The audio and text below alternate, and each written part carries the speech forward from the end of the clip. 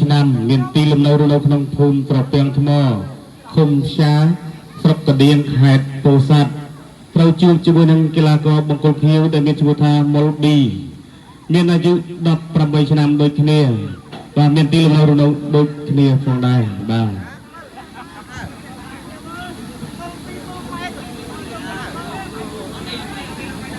បាទជាកិច្ចបន្តសូមភ្លេងរំលឹកគ្រូ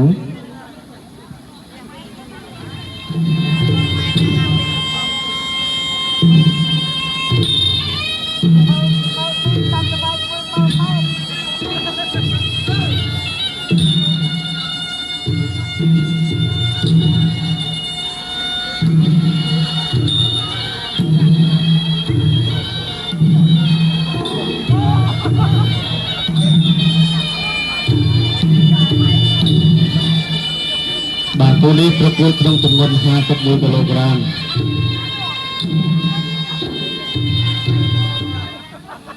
បាទចាប់ការរបស់គុណគ្រូចូលកណ្ដាលគុណបាទស្រាប់លក្ខន្តិកៈរបស់គ្រូអញ្ញាកណ្ដាលបាទប្រកួតមាន5នាទីវាយ3សម្រាប់2ហាមវាប្រដាប់ការពារហាមតែជើងដួលហាមវាពីក្រោយដួលហាមថែមហាមលើកចាប់បោកឬក៏បាទ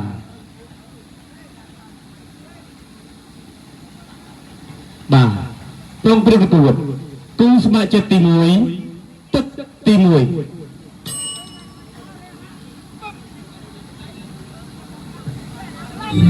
បាទទុក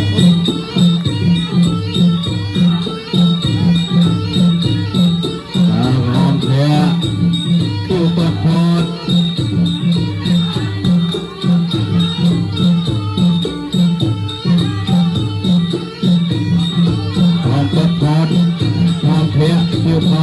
បាទលើបន្តិចគុំវាតែអត់ដល់យូរដល់ក្រោម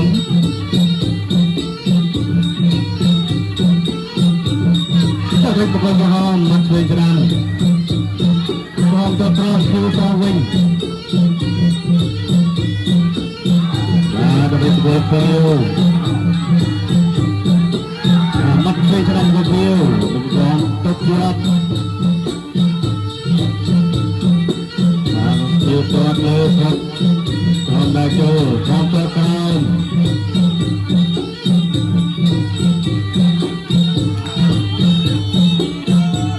ផងទៅ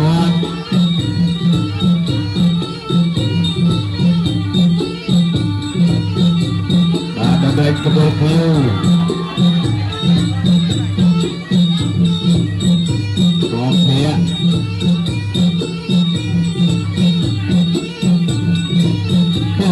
វិញ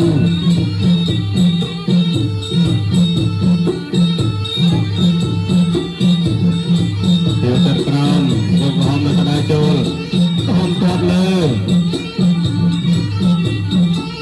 ទៅសងវិញបាទទុក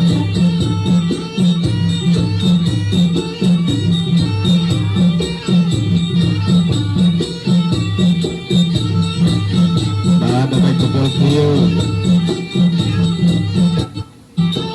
បាទដើម្បីជួយខ្លួនមកធ្វើស្រាំបងដាចូលតែគាត់ប្រកបខ្លួនយូរតបងទៅក្រៅវិញ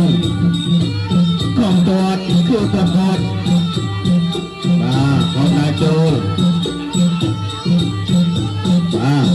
យូរតតបងប្រសងដល់កបភៀវបា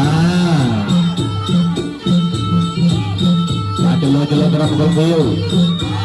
ទឹកក្រោមហមបាទភៀវសងវិញបាទអ្នកវត្តទៅវិញក្រម